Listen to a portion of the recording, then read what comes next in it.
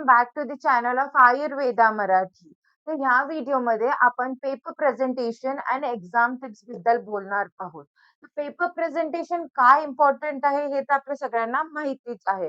जर आपण paper presentation नीट केला नाही तर जिथे आपण 70 to 80 मार्क्स स्कोर करू शकतो, it brings us back to 50 marks. तर त्याच 50 मार्क्सला परत 78 पर्यंत पोहोचवण्यासाठी पेपर प्रेझेंटेशन खूप जास्त इम्पॉर्टंट आहे. तुम्ही जर एक्झामिनरला आपलं पेपर प्रेझेंटेशननीच इम्प्रेस करून टाकलं, तर तो आतला कंटेंट खरंच खूप कमी अमाउंटमध्ये चेक करतो. त्याला फक्त एखादी चूक सापडली तरच तो डिटेलमध्ये बघणार. पण जर त्याला ती चूक सापडलीच नाही, तर तो डिटेलमध्ये बघत सुद्धा नाही. सो त्यासाठीच आपण थोडं डिटेल्ड व्हर्जन बघूया, की आपल्याला पेपर प्रेझेंटेशन कसं करायचं. प्लस मी तुम्हाला काहीतरी एक्झाम टिप्स पण देणार आहेत. एक्झाम टिप्स म्हणजे काय? तर टाईम मॅनेजमेंट कसं करायचं?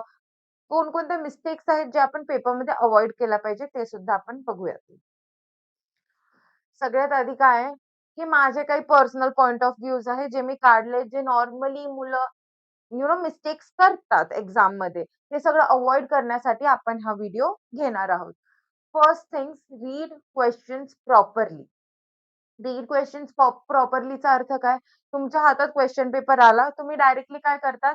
लिहायला सुरुवात करतात. मला हा क्वेश्चन येतात, मी लिहायला घेणार आहे.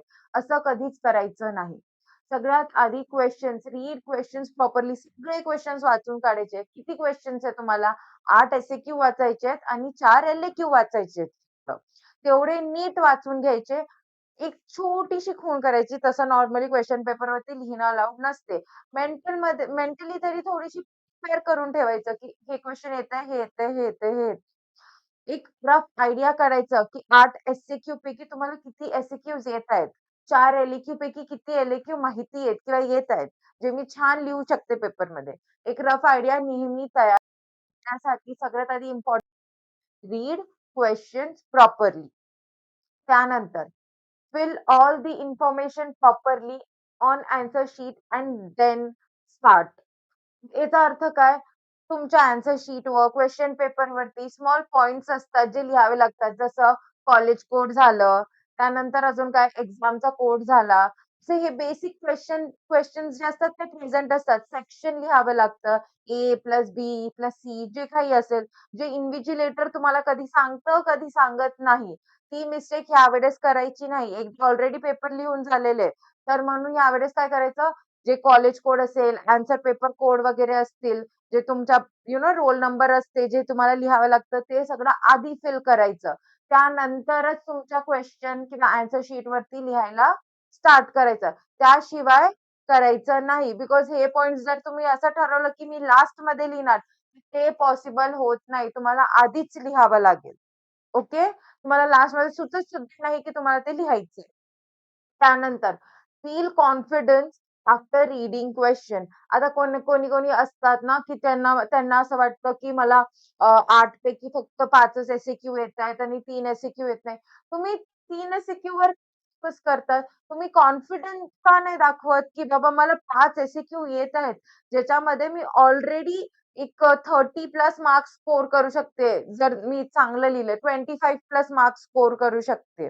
जर मी एकदम परफेक्ट ते लिहिले. कारण उरलेले तर जर 3 एस-ए-क्यू तुम्हाला येत जरी नसले, तरी काहीतरी तुम्ही त्यात लिहाल ना. ओव्हरऑल मी ह्या पूर्ण 40 मार्क्सच्या सेक्शनमधून 30 मार्क्स जवळ-जवळ काढू शकते. ह्या गोष्टीला तुम्ही कॉन्फिडन्स का नाही दाखवत? तुम्ही ते निगेटिव्हमध्ये विचार करतात, "यार मला 15 मार्काचं येतच नाही."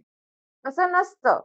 थोडंसं तुम्ही आपला माइंडसेट चेंज करायला हवंय. पॉझिटिव्ह थिंकिंग इम्पोर्टंट आहे. कधी एक्झाम लिहिताना. रेग्युलरली तुम्ही सगळा अभ्यास कराल, that is a good point. But exam लिहिताना positive thinking is very, very, very necessary. त्यानंतर attempt questions that you are confident of. म्हणजे काय? मी तुम्हाला सांगते. आपण पहिले काय केलं होतं, क्वेश्चन वाचला होता आणि त्याच्यानंतर मार्किंग केली होती. हा क्वेश्चन येतोय, येत नाही, येतोय, येत नाही, येतोय, येत नाही. करेक्ट? हा फॉर्मॅट आपण यूज केलेला आहे. तर त्यामध्ये आता मी एव्हरेज लावणार, की मला 8 एस-ए-क्यू पैकी 7 एस-ए-क्यूज येत आहेत. मला 1 एस-ए-क्यू येत नाही. पण एल-ए-क्यूमध्ये मला 2 एल-ए-क्यू येत आहेत आणि 2 एल-ए-क्यू येत नाही. कोणाकोणाला सवय असते, की ते एल-ए-क्यू पहिले अटेम्प्ट करतात. ती सवय चुकीची नाहीये मात्र.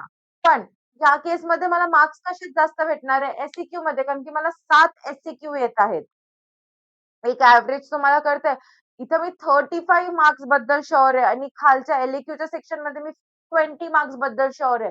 मग अशा सिच्युएशनमध्ये तुम्ही एस आधी अटेम्प्ट केले पाहिजे की एल-ए-क्यू? ऑफ कोर्स अटेम्प्ट केले पाहिजे बिकॉज तुम्ही त्याला कॉन्फिडंट आहे. म्हणून फर्स्ट तेच क्वेशन्स अटेम्प्ट करायचे ज्याच्याबद्दल तुम्ही कॉन्फिडंट आहेत आणि पेपरमध्ये सिक्वेन्स पण चेंज करायचा नाहीये. नेक्स्ट पॉइंट तोच आहे बघा. सिक्वेन्स टू बी फॉलोड एल-ए-क्यू आणि एस म्हणजे काय? जरी तुम्ही पहिले एस-ए-क्यू लिहत असाल किंवा एल-ए-क्यू लिहीत असाल, ते तुमची इच्छा. तुम्ही ते क्वेशन्स व्हेरिफाय करायचे, की कशात तुम्हाला जास्त नंबर ऑफ क्वेशन्स येत आहेत आणि त्यानंतरच लिहायला घ्यायचे. सपोज तुम्हाला 3 एल-ए-क्यू येत असले, 1 एल-ए-क्यू येत नाही. 3 एल-ए-क्यू लिहायचे पूर्ण 1, 2, 3 क्वेशन नंबर टाकून वगैरे. त्यानंतर काय करणार तुम्ही? चौथ्या एल-ए-क्यूसाठी जागा तिथंच सोडणार. आणि मगच एस स्टार्ट करणार. असं करायचं नाही 3 एल-ए-क्यू लिहिले, मग 5 एस-ए-क्यू लिहिले, मग परत 1 एल-ए-क्यू लिहिला, मग उरलेले 3 एस-ए-क्यू लिहिले. सिक्वेन्स बिघडवायचा नाही. तुम्ही जर असं केलं तर एक्झामिनरला मार्क देण्यामध्ये कन्फ्युजन होतो आणि जर चुकून-मुकून असं काही झालं, की त्यांनी बरोबर प्रॉपर मार्किंग दिली नाही, तर हे रिझल्ट तुमचा परिणाम माहितीच आहे. आता तुम्हाला रिझल्टवरती याचा परिणाम तर छान दिसूनच येईल आपल्याला. ही चूक कधीच करायची नाही. जागा लगेच सोडायची. क्लिअर? त्यानंतर मेंटली प्रिपरेशन ठेवायचं. अनॅटच्या ह्याच्यात की आउट ऑफ सिलेबस क्वेशन्स येतात. आता हा व्हिडिओ स्पेसिफिकली मी अनॅटसाठी सांगतेय. बाकीचे टीचर्स पण त्यांच्या रिस्पेक्टिव्ह सब्जेक्टसाठी सांगतील. बट अनॅटमध्ये मेंटली प्रिपरेशन एक ठेवायचं की 1 एल-ए-क्यू आणि 2 एस-ए-क्यू कदाचित मी कितीही वाचलं, कितीही अनॅटचा सिलेबस कव्हर केला, तरी माझ्या आउट ऑफ सिलेबस किंवा आउट ऑफ माय रेंज किंवा out of my comfort zone येऊ शकतं. मेंटल प्रिपरेशन ठेवायचं. लगेच ते 2 एस-ए-क्यू आणि 1 एल-ए-क्यू बघून डिप्रेशनमध्ये जायचं नाही. क्लिअर? काय करायचं आपल्याला आधी? आपल्याला फाइंड आउट करायचंय आणि मग त्यानंतर आपल्याला फोकस करायचंय. ठीक आहे? मेंटल प्रिपरेशन ठेवायची या गोष्टीला. एकदम डोक्यात फिक्स करून जायचं. 1 एल-ए-क्यू आणि 2 SAQ might be out of my range or out of my logics. त्यानंतर डू नॉट गेट डिमोटिव्हेटेड. तर हेच क्वेशन कशासाठी आहे? इथं मेंटल प्रिपरेशन मी जर केलं, तर मला डिमोटिव्हेशन येणार आहे का? नाही. पण जर मी मेंटल प्रिपरेशनच नाही ठेवली, तर मला डिमोटिव्हेशन येऊ शकतं. ठीक आहे? So do not get demotivated. Mental preparation ठेवा. ऑलरेडी प्रिपेअर होऊन चला, की माझ्या हातात ते 20 mark might be out of my syllabus, पण ते 80 मार्क तर माझ्या सिलेबसमध्येच आहे. मला ते 80 मार्क्स येतात आणि मी 80 मधून 50 काढणं इज नॉट अ डिफिकल्ट. लोकं 80 मधून 70 काढतात आणि तुम्ही 50 साठी भीत असले तर कसं चालेल? सो बी कॉन्फिडंट. बी काम ॲज वेल. त्यानंतर time limit. Again time limit is very, very, very important. का टाईम लिमिट इम्पोर्टंट आहे? तुम्हाला एक 100 मार्क्सचा paper with an lot more expectations from the teachers तुम्हाला त्याला 3 तासामध्ये कव्हर करायचं असतं. त्यातून एक एव्हरेज जे शेवटचे 20 मिनिटं असतात किंवा स्टार्टिंगचे 20 मिनिटं असतात, तुम्हाला ते साठी देतात. स्टार्टिंगचे पण देऊ शकतात, शेवटचे पण देऊ शकतात. That is fair and square. ते तुमच्या इन्व्हिजिलेटरवर प्रत्येक कॉलेजचं जिथं सेंटर येईल त्याच्यावर डिपेंडंट राहील. पण मग जरी तुम्हाला ते 20 मिनिटं देत असेल, तर तरी त्यात थोडं बहुत घोळ होईल. कधी सायनिंगसाठी येणार, कधी इन्व्हिजिलेटर सायनिंग. तर एक ओव्हरऑल अर्धा तास तुमचा वाया जातो 20 मार्काचे एम-सी-क्यू प्लस ते ऑल द अदर स्टफमध्ये. उरले किती? 2.5 तास. 2.5 तासामध्ये तुम्हाला 80 मार्काचा पेपर कव्हर करायचा असतो. सिंपल लॉजिक आहे. माझं लॉजिक लक्षात ठेवायचं. 1 LAQ with diagram, neat and labelled 2 diagram हां. एल-ए-क्यूमध्ये 2 तरी डायग्राम नेसेसरी असतात. स्पेसिफिकली नी जॉइंट वगैरे आलं तर. आता मासानुमासिक गर्भवृद्धी आली तर डायग्राम काढायची गरज आहे का? नाही. Not necessarily. तिथं काय लिहिण्याची गरज आहे? श्लोक लिहिण्याची गरज आहे. पण जर नी जॉइंट आले, तर तुम्हाला तिथं 2 डायग्राम काढणं मस्ट आहे. ठीक आहे? तर तुम्हाला काय करायचंय? ते 1 LAQ with 2 diagrams neat and labelled तुम्हाला किती मिनिटामध्ये फिनिश करायचं आहे? 18 minutes max. And SAQ 7 minutes max. Max सांगते मी ऑलरेडी मॅक्स वर्ड यूज करते. एक एसक्यू नॉर्मली 5 मिनिटामध्ये उरकून टाकायचं. जास्त डोक्याला पिच पाहिजेच नाही. एक सिंपल तुम्हाला किती लिहायचंय? एक जवळ-जवळ 1.5 पेजचा आन्सर लिहायचा आणि एक डायग्राम काढायचा अर्ध्या पेजामध्ये. एस-ए-क्यूज खूप स्पेसिफिक असतात तसं पण तुम्हाला पेपरमध्ये. So you don't have to worry much about it. Clear? त्यानंतर write paper in short notes format that you would help you score good marks. आता तुम्हाला माहिती आहे, मी तुम्हाला सिलेबस वाईज जे नोट्स प्रोव्हाईड केलेले आहेत.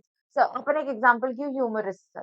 ह्युमरिस्टचे मी जसे तुम्हाला नोट्स प्रोव्हाईड केले, तुम्ही जर त्याच फॉर्मॅटमध्ये पेपरमध्ये लिहिलं ना, एक्झामिनर डायरेक्टली इम्प्रेस असणार आहे तुमच्यावर.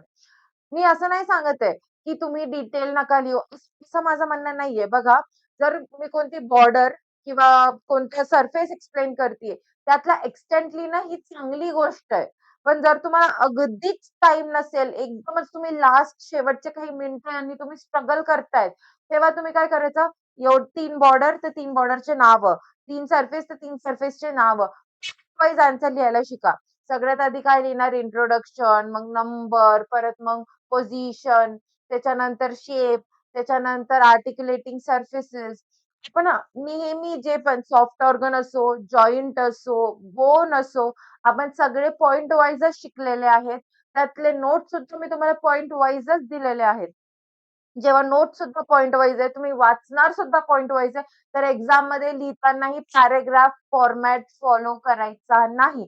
तुम्ही जर पॅराग्राफ फॉर्मॅट फॉलो केला, तर एक्झामिनर त्या गोष्टीला वैतागून जाणार आहे आणि तो तुमचे पॅराग्राफ वाचणार सुद्धा नाही. कितीही सुंदर लिहिलं असेल, तरी तुम्हाला मार्क भेटणार नाही. बेस्ट थिंग्स काय करायचंय? नोट्स फॉलो करायचेत, जे आपण घेतलेले आहेत ऑलरेडी. त्याच नोटच्या फॉर्मॅटमध्ये पेपरमध्ये लिहून यायचंय. जास्त डोक्याला ताण द्यायचं नाहीये, की नाही मी एक्झाममध्ये जाऊन पॅटर्न चेंज करते, हे करते. काहीच गरज नाहीये. जसं वाचलंय तसंच लिहा.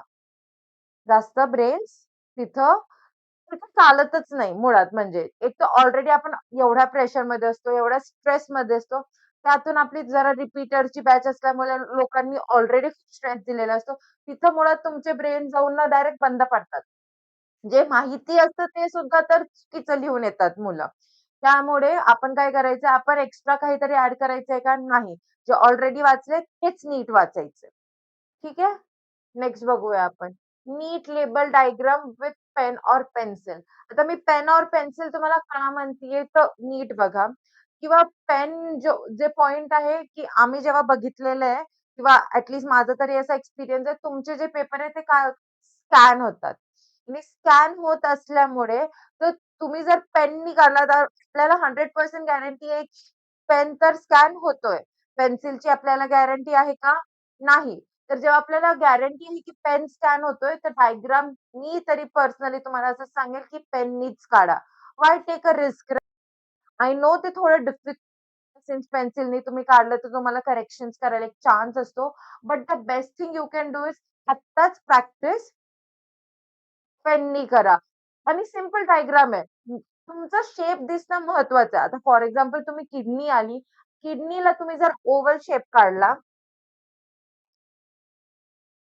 किडनी आहे तुमच्या एक्झाममध्ये आणि तुम्ही जर शेप असा काढला, तर that is not going to look good. तुमचा शेप महत्वाचा आहे फक्त. याला कोणी किडनी एक्सप्लेन समजून घेईल स्वतःहून. तिथं तुम्हाला एक्सप्लेन करायची गरज पडणार नाही, की मी हे किडनीला काढलेली आहे. ठीक आहे? थोडं आपल्या शेप्सला घेऊन पर्टिक्युलर राहा, because that helps you score good. त्यानंतर लेबलिंग तर व्हेरी, व्हेरी इम्पोर्टंट आहे. सगळ्या डायग्राम्समध्ये लेबलिंग असल्याच पाहिजे. ठीक आहे. त्यानंतर अप्लाइड एस्पेक्ट इज नेसेसरी. मी तुम्हाला ऑलरेडी सांगितलेलं आहे. दरवेळेस सांगते. दर क्वेशनच्या एंडमध्ये आपल्याला काय लिहायचं आहे? अप्लाइड एस्पेक्ट म्हणजे काय? क्लिनिकल एनाटॉमी किंवा अप्लाइड एनाटॉमी हे आपण लिहिलेलं आहे, की ते पर्टिक्युलर आता तुम्ही ह्युमरस शिकले, नी जॉइंट शिकले, हा जॉइंट शिकले. पण त्यांचा इम्पोर्टन्स काय आहे ना आपल्या क्लिनिकल एनाटॉमीमध्ये? कमीत कमी 2 तरी माहिती पाहिजे. कमीत कमी 2 सांगितले मी. जास्त माहिती असेल तर वेल एंड गुड. कॉमन माहिती करायचं असेल तर काय लिहिणार?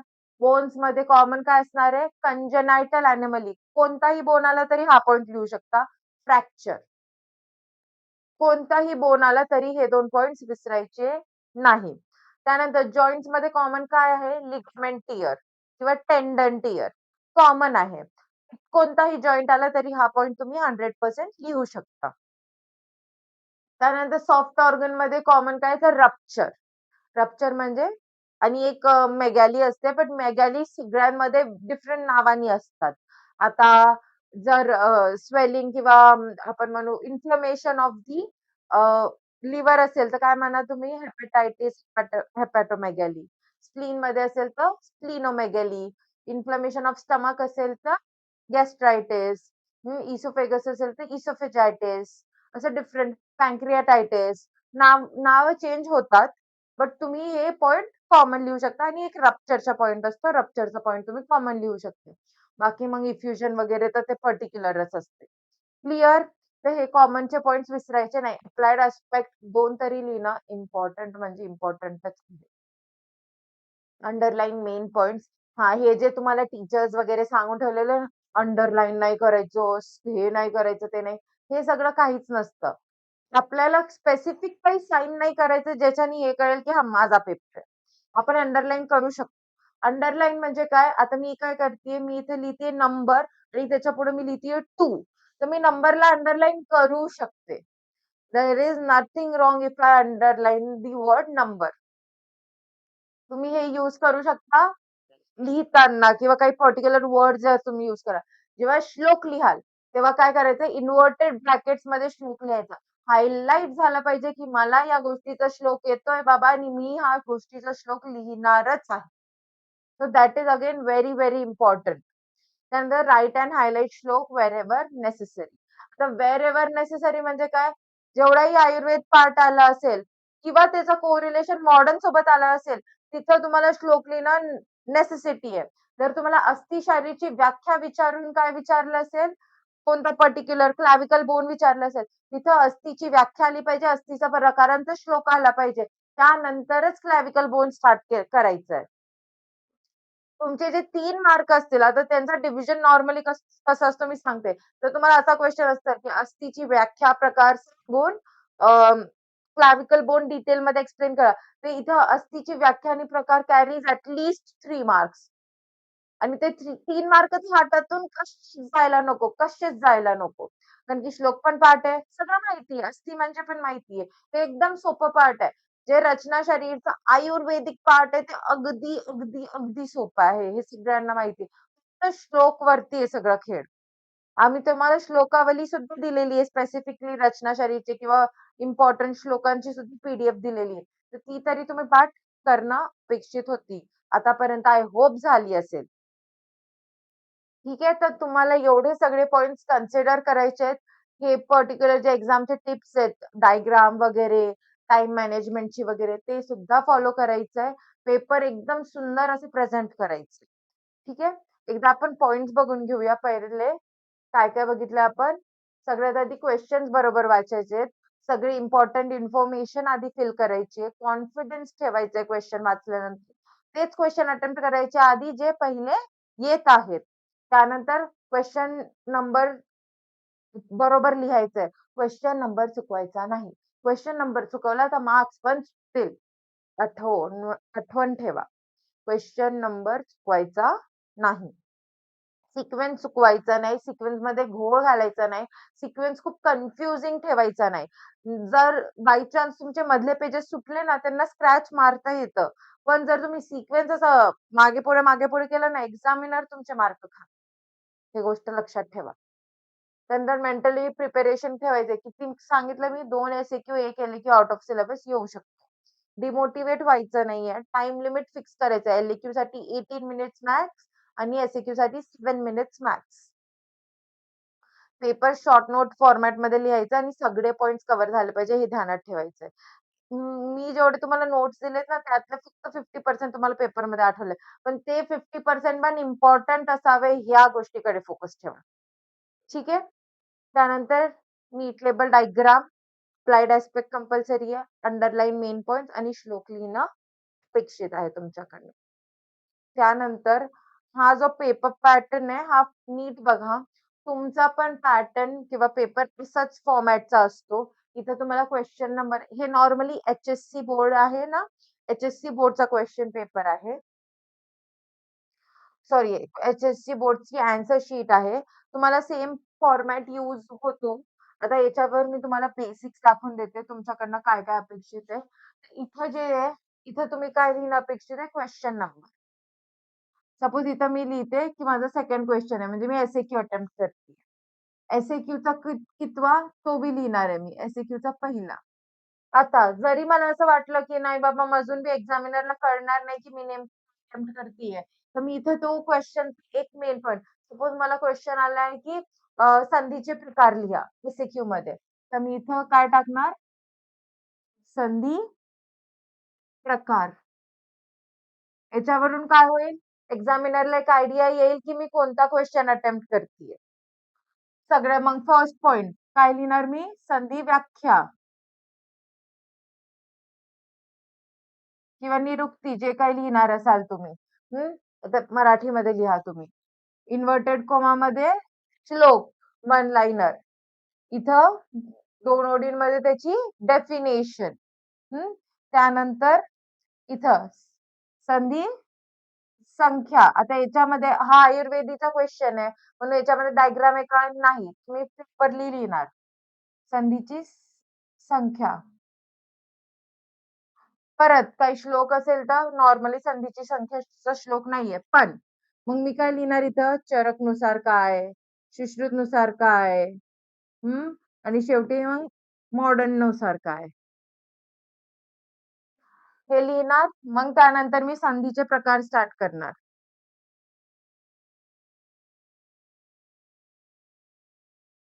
त्यानंतर मी श्लोक लिहिणार. 1-2 ओळींचा जेवढा आहे. संधीचा पहिला प्रकार. मग मी एक लिहिणार. आतली त्याचं तुम्ही एक फॉर्मॅट बघा. मी फक्त मेन क्वेश्चन पेपर याचा बाहेर मेन क्वेश्चन नंबर बाहेर लिहिला होता. बाकी सगळं मी लाईनच्या अलीकडेच लिहिणार आहे. आणि तोच पॅटर्न तुम्हाला पण फॉलो करायचा आहे. काहीच या लाईनच्या आत लिहायचं नाही. फक्त main question paper question number सोडला तर. क्लिअर? काहीच इथं लिहायचं नाहीये. हे 1-2 पण जे आहे ते सगळं आत लिहायचंय. इथं फर्स्ट काय आहे? फर्स्ट संधीबद्दल लिहायचं, त्याचा श्लोक पाठ असेल तर तो लिहायचा आणि थोडीशी एक एक लाईनमध्ये हे करून त्याचं एक्झाम्पल लिहायचं. परत second, third, fourth, fifth, sixth, seventh, eight 8 संधींचा टाइम होऊन जाईल and you will be done. हे आता मी तुम्हाला हे सांगते, हे मी तुम्हाला एक एक्झाम्पल म्हणून सांगितलं. अजून एक गोष्ट. आता बघा, हा पेज, हा पूर्ण पेज आणि हा पूर्ण पेज मिळून एवढंच तुमच्याकडनं एक एस-ए-क्यू लिहिणं एक्सपेक्टेड असतं. म्हणजे किती? 1 आणि 2 तर किती झाले हे? 2 पेजेस. फक्त फक्त वन साइड म्हणतीये दोन्ही पेजेसची. आता आणि असेच जर तुम्ही 4 पेजेस लिहिले, तर तुमचा एक काय तयार होईल? एक एल-ए-क्यू तयार होईल. आणि एवढीच त्या एक्झामिनरला पण एक्स्पेक्टेशन्स दिसते. जेव्हा मॉडर्नचा क्वेश्चन असेल आणि ज्यामध्ये डायग्राम असेल, ही गोष्ट ध्यानात ठेवा. इथपर्यंतच उत्तर लिहायचं, इथे डायग्राम काढायचं. अर्धा पेजच्या जवळ-जवळ सुंदर अशी डायग्राम काढायची. क्लिअर? मर्म आले, तरी सुद्धा डायग्राम काढायची आहे. कसे काढणार मॅम? हा क्वेश्चन येतो ना. आता सगळ्यात आधी आपण बघू शंखमर्म कुठे? शंखमर्म सगळ्यांना माहिती आहे. इथं पूर्ण शंखबद्दल लिहिलं. खाली काय करायचं? एक माणूस काढायचा.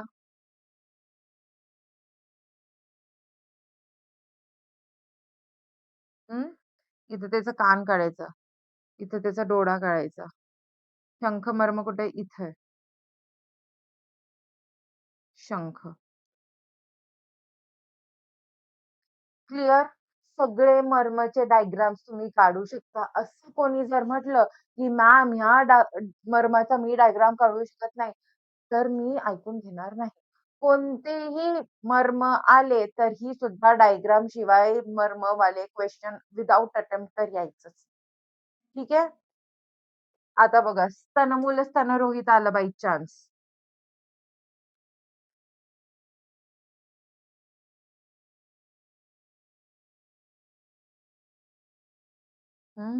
इथे निप्पल्स काढायचे.